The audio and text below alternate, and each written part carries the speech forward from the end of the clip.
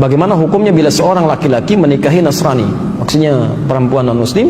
Apakah perkawinannya sah? Apakah dia melakukan hubungan tidak atau berzina? Baik. Bagaimana dengan Nabi Nuh, Nabi Lut dan Asia, istrinya Firaun? Baik. Mari kita lihat, ini pertanyaan bagus sekali dan dikomparasikan dengan kisah yang berbeda dan kias yang berbeda. Pertama, larangan menikah beda agama itu jelas sekali. Quran surah kedua Al-Baqarah ayat 221, posisi paling kiri, paling kanan sebelah atas. Quran surah kedua Al-Baqarah ayat 221. Oke, wala tankihul musyrikati hatta yu'min wala amatun mu'minatun khairum min musyrikati walau a'jabatkum. Ya. Wala tunkihul musyrikina hatta yu'minu wala 'abdun mu'minun khairum min musyriki walau a'jabakum. Ulaika yad'una ila an-nar. Ulaika yad'una ila an-nar. Allahu Akbar. Wala tankihul musyrikat, jelas, dan jangan pernah nikahi perempuan yang musyrik. Jadi enggak boleh laki-laki muslim menikah dengan perempuan yang musyrik, itu enggak boleh, haram hukumnya. Laknya nahi di situ. Ya. Bapak Ibu sekalian, mana yang musyrik itu apa musyrik? Menyekutukan Allah kan? Ya, menyekutukan Allah. Ya, bagaimana dengan orang yang mengatakan Tuhan itu ada bapaknya, ada anaknya, kan? Tuhan itu tiga, Tuhan itu bersyirikat. Itu yang paling musyrik luar biasa. Itu kezaliman terbesar. Innasyirka ladzulmun azim, kan? Makanya kata Ibnu Abbas, tidak ada kemusyrikan paling besar, kezaliman paling besar di samping yang mengatakan Tuhan punya anak. Oke. Jadi kita langsung bisa jawab saja bahwa seseorang yang menikah dia dalam keadaan muslim, sudah tahu dalam keadaan muslim, kan? Kemudian dia menikahi hal yang dilarang di Quran, maka hukumnya maksiat. Di pernikahannya dipandang sebagai pernikahan yang maksiat, hubungannya masuk dalam kategori zina sepanjang dia tidak bertobat dan kembali kepada Allah Subhanahu wa taala. Dan fasakh hukumnya. Kalau diketahui dia harus dipisahkan. Ya.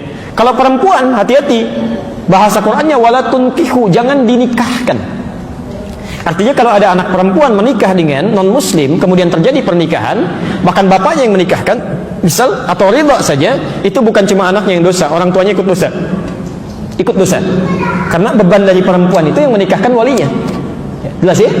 Itu walinya, hati-hati ya, hati-hati. Adapun kasus dengan Nabi Nuh itu berbeda, lain halnya. Ya, beda.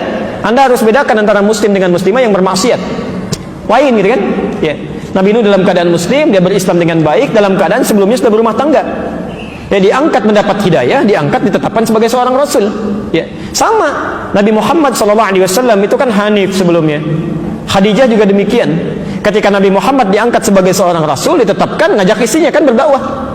Itu sudah berumah tangga, sudah hanif sebelumnya. Maka diajak mau ikut. Nabi Ibrahim ketika menemukan Allah, tadinya kan mencari, lihat matahari, lihat bulan, lihat sana sini, kan? Sampai menemukan Allah, diajak istrinya beriman. Nabi Nuh juga dalam keadaan demikian, mendapatkan risalah, beriman, diajak istrinya. Ketika tidak mau dia beriman, bahkan anaknya tidak mau, Quran turun mengatakan innahu laysa min ahlik, dia bukan keluargamu. Selesai. Pisah di situ. Tapi berarti dakwah berjalan. Ya. Sama dengan Asia kan? Asia dengan Firaun sudah berumah tangga sebelumnya.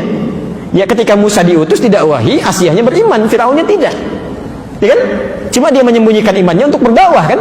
Dia ajak dan sebagainya. Ya, itu poinnya. Itu poinnya.